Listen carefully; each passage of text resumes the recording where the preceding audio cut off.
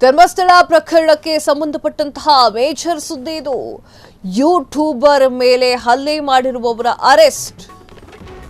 ಧರ್ಮಸ್ಥಳ ಪ್ರಕರಣಕ್ಕೆ ಸಂಬಂಧಪಟ್ಟಂತಹ ಮೇಜರ್ ಸುದ್ದಿ. ಯೂಟ್ಯೂಬರ್ ಮೇಲೆ ಹಲ್ಲೆ ಮಾಡಿರುವವರು ಅರೆಸ್ಟ್ ಆಗಿದ್ದಾರೆ. ಒಟ್ಟು 6 ಮಂದಿಯನ್ನ ಅರೆಸ್ಟ್ ಮಾಡಿದಂತಹ ಪೊಲೀಸರು ಧರ್ಮಸ್ಥಳದ ಪಾಂಗಳ ಕ್ರಾಸ್ನಲ್ಲಿ ನಡೆದಿದ್ದಂತಹ ಈ ಒಂದು ಹಲ್ಲೆ ಪದ್ಮಪ್ರಸಾದ್, ಸುಹಾಸ್, ಗುರುಪ್ರಸಾದ್, ಶಶಿಕುಮಾರ್, ಕಲಂದರ್, ಚೇತನ್ ಬಂಧಿತ ಆರೋಪಿಗಳಾಗಿದ್ದು ಒಟ್ಟು 7 ಪ್ರಕರಣ, 4 FIR, 3 ಸುಮೋಟೋ ಕೇಸ್ ದಾಖಲೆಯಾಗಿತ್ತು. ಬೆಳ್ತಂಗಡಿ ಪೊಲೀಸರಿಂದ 6 ಜನರ ಬಂಧನವಾಗಿದೆ. ವೀಕ್ಷಕರೇ, ಇದು ಸೆನ್ಸೇಷನ್ ಅನ್ನ ಕ್ರಿಯೇಟ್ ಮಾಡಿತ್ತು. ಏನು ಅಂತಂದ್ರೆ, ರಜತ್, ಬಿಗ್ ಬಾಸ್ನ ಖ್ಯಾತಿಯ ರಜತ್ ಪಾಂಗಳಕ್ಕೆ ಎಂಟ್ರಿಯನ್ನ ಕೊಡ್ತಾರೆ. ಅಲ್ಲಿ ಸೌಜನ್ಯ ಮನೆಗೆ ಹೋಗಿ ಒಂದಿಷ್ಟು ವಿಚಾರಗಳ ಬಗ್ಗೆ ಮಾತನಾಡ್ತಾರೆ. ಯಾರು? ರಜತ್. ಅವರನ್ನ ಮಾತನಾಡಿಸ್ಲಿಕ್ಕೆ ಬಂದಿರುವಂತಹ ಯೂಟ್ಯೂಬರ್ನ ಮೇಲೆ ಹಲ್ಲೆ ಆಗಿತ್ತು.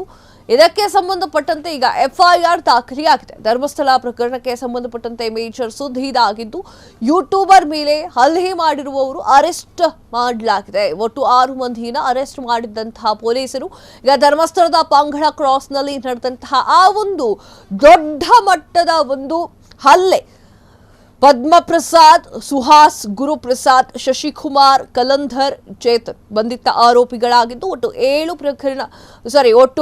ಪ್ರಕರಣಗಳು, 4 FIR, 3 ಸುಮೋಟೋ ಕೇಸನ್ನ ದಾಖಲೆ ಮಾಡಲಾಗಿತ್ತು. ಬೆಳ್ತಂಗಡಿಯ ಪೊಲೀಸರಿಂದ 6 ಜನರನ್ನ ಬಂಧನ ಮಾಡಿ ಕರೆದುಕೊಂಡು ಹೋಗಲಾಗಿದೆ. ಮುಂದೇನಾಗುತ್ತೆ ಅನ್ನೋದರ ಒಂದು ಸತ್ಯಾಸತ್ಯತೆಗಳನ್ನ ಕಾದು ನೋಡಬೇಕಾಗಿದೆ.